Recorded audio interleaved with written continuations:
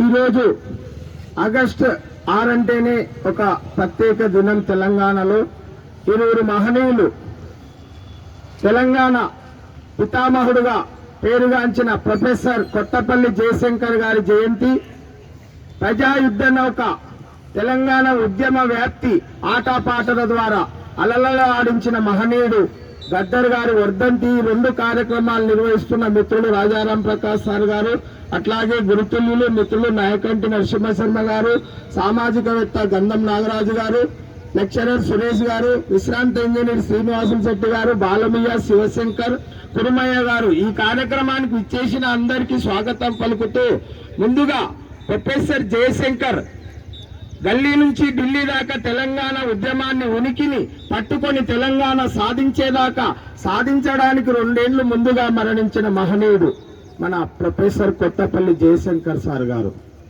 ఆయన 1934 ఆగస్టు 6న వరంగల్ హన్మకొండ అక్కడ అక్కంపేట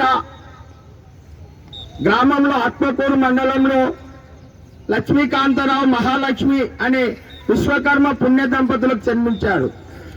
ఆయనకు 3 అక్కలు 3 అన్నదమ్ములు. ఈయన 2వ సంతానం. ఈయన ఆ రోజుల్లోనే ఉన్నత చదువులు చదువుకొని బెనారస్ అలీగఢ్ యూనివర్సిటీలో ఆర్థిక శాస్త్రంలో PhD పట్టా పొందిన తర్వాత వరంగల్లో CMK కళాశాలలో ప్రిన్సిపాల్ గా, తర్వాత కాకతీయ యూనివర్సిటీకి రిజిస్ట్రార్ గా, వైస్ ఛాన్సలర్ గా పనిచేస్తూ అప్పట్లోనే తెలంగాణ ఉనికిని పట్టుకున్నాడు.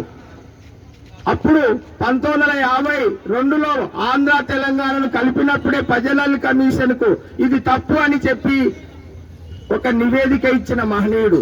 తెలంగాణ ఆర్థికంగా వెనుక అంటే అత్యధికంగా ఆదాయం ఉండి సామాజికంగా ఆర్థికంగా ఈ ఆంధ్ర వాళ్ళు దోపిడీ చేస్తారని ముందే గ్రహించిన వ్యక్తి. అందుకే కలపొద్దన్నాడు. కలిపిన తర్వాత నీళ్లు నిధులు నియామకాలు ఆంధ్ర వాళ్ళు హైదరాబాదు తెలంగాణలో జొరబడి అన్ని దోపిడీ చేస్తుంటే చూసి తెలంగాణ రాష్ట్ర ఆవశ్యకత గురించి చాలా పుస్తకాలు రచించిన మేధావి మన జయశంకర్ సార్. తెలంగాణ రాష్ట్రం ఒక డిమాండ్ అని, వక్రీకరణలు, వాస్తవాలు ఇలాంటి తెలంగాణ పైన ఎన్నో పుస్తకాలు రచిస్తూ 1962 తెలంగాణ తొలిదశ ఉద్యమం నుంచి మలిదశ ఉద్యమం దాకా తెలంగాణ కొరకే తన జీవితాన్ని అర్పించి ఆజన్మ బ్రహ్మచారిగా వివాహం చేసుకోకుండా జీవించిన మహనీయుడు, నిరాడంబరుడుగా జీవించిండు. మనకు ముఖ్యంగా TRS పార్టీ కేసీఆర్ గారు పెట్టడానికి ఈయననే మార్గదర్శి కనుక వనపర్తి కూడా ఆ రోజు తెలంగాణ ఉద్యమం జరుగుతుంటే ప్రొఫెసర్ కోదండరాం జేఏసీ నాయకుల ఆధ్వర్యంలో వనపర్తి పాలిటెక్నిక్ ఇచ్చేశారు. అప్పుడు మేము వారిని కలవడం మొదటిసారి చూడడం జరిగింది. ఆ విధంగా తెలంగాణ ఉనికిని వ్యాప్తి చేస్తూ ఆ సాంబార్ ఇడ్లీ గోబ్యాక్ ఉద్యమం, నాల్ముల్కీ ఉద్యమం ఇట్లా అనేక ఉద్యమాలు ఢిల్లీ నుంచి గల్లీ దాకా అమెరికా అంతర్జాతీయంగా ఆ తెలుగు వారిని ఐక్యం చేసి తెలంగాణ ఉద్యమాన్ని ఆవశ్యకతను తెలియజేసిన మహనీయుడే మన ప్రొఫెసర్ జయశంకర్ సార్ గారు. కనుక ఈరోజు మనం తెలంగాణలో సుభిక్షంగా జీవిస్తుంటామంటే ఆ మహనీయుని సిద్ధాంతమే మన స్ఫూర్తి. ఆయన 2011 ఎప్పుడంటే జూలై 21న మరణించిన మహనీయుడు ఒక వ్యాధితో.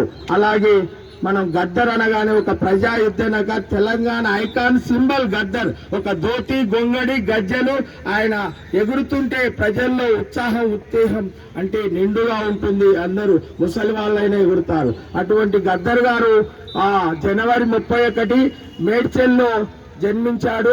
తర్వాత ఎప్పుడంటే 1948లో శేషయ్య మహాలక్ష్మమ్మ అనే ఒక దళిత కుటుంబంలో జన్మించి చిన్నప్పుడు ఆర్థికంగా అనేక ఇబ్బందులు ఎదుర్కొని చదివి ఒక బ్యాంక్ క్లర్క్ గా ఇంజనీరింగ్ చదివి ఉద్యోగం వదిలివేసి కూడా విమలను వివాహం చేసుకొని సూర్యం, చంద్రం, వెన్నెల అనే పిల్లలతో గడిపాడు.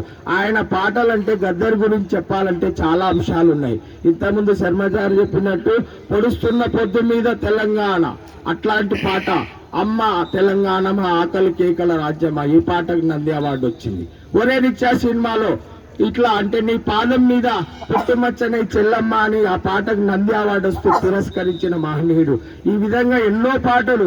మహబూబీ సినిమాలో ఆయన ఆ బండెనుక బండి గట్టి అనే పాట నరసింహరావు దర్శకత్వంలో అప్పుడు ఒక సినిమా సంచలనం.